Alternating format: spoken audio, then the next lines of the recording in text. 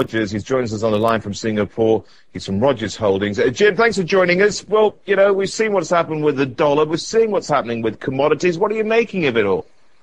Well, I mean, I find it outrageous that the Federal Reserve is just throwing the dollar out the window. I happen to be an American citizen, and they're signaling to the whole world that they're going to they have given up on the dollar. They've been signaling for months.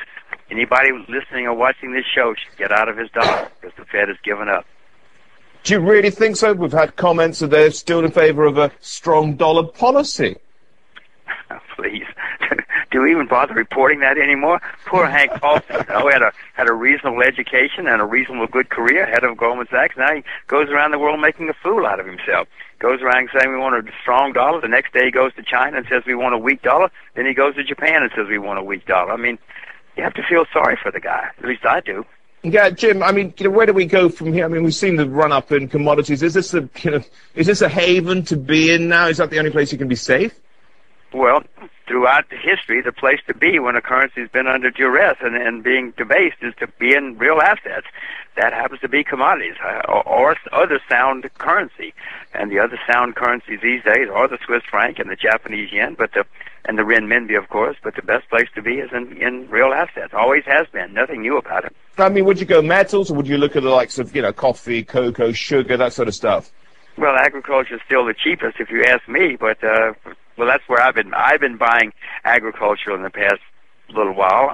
That's still the cheapest. But I own gold, I own oil, I own all this stuff. I'm not selling any of it.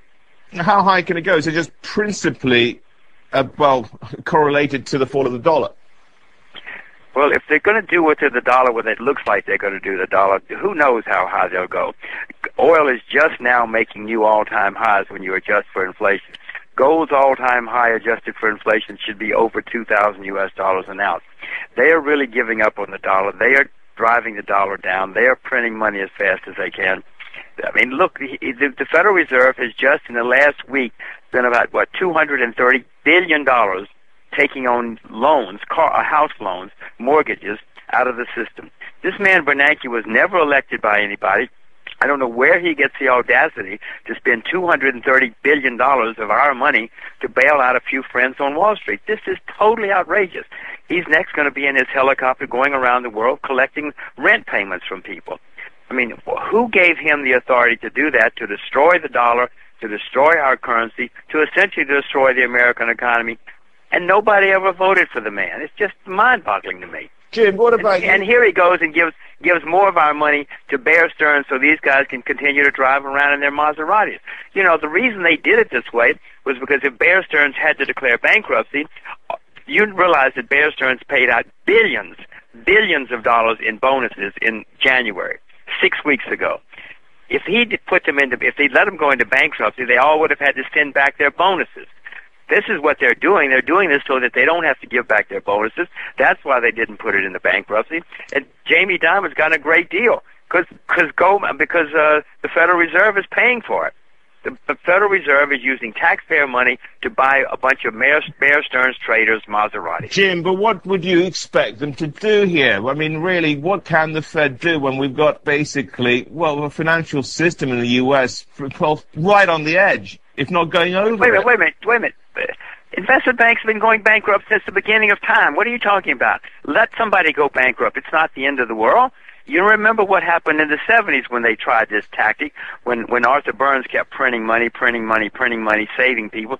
Finally, interest rates had to go over 20%. They had to bring in Paul Volcker, who had to take draconian measures, put the country into a serious recession. That was the only hope at that point. How much more money do you think the Federal Reserve has? They trotted out hundreds of billions of dollars so far to bail out their friends on Wall Street. How much more money do you think they've got? Jim, let's just look at the risks overall now with the financial system as a whole and looking globally. Let's do so. Yeah, go on. In 1966, the entire Japanese financial community went bankrupt. Every broker in Japan was in bankruptcy in 1966.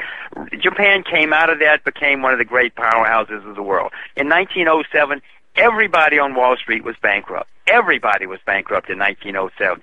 America recovered from that and had a very, very nice future. Are you telling me that we're never going to have bankruptcies in the financial community again? I'm not telling you anything, Roger. Jim, just having a look at what's happening as well. You know, you've been getting out of dollar assets. Where are you with that now? Well, most of my U.S. dollars are gone. I keep hoping it'd be a rally so I can get the rest of them out. But unfortunately, with Bernanke running things, there's never going to be a rally, it looks like. So I'm mainly out of my U.S. dollars. I've been telling you guys for months that I'm trying to get out of Jim, dollars. but what about, Greenspan's role in all this as well? With you can't say that it's all Bernanke's fault. Oh, no, it's certainly Greenspan. Between the first two central banks in America failed. Between Greenspan and Bernanke, and I've written this, it's in my books, that long before this happened, between Greenspan and Bernanke, they're setting up the failure of the central bank, the demise of the Federal Reserve. The first two failed. This one's going to fail, too. Jim? Because of Greenspan and Bernanke, not just Bernanke. Greenspan laid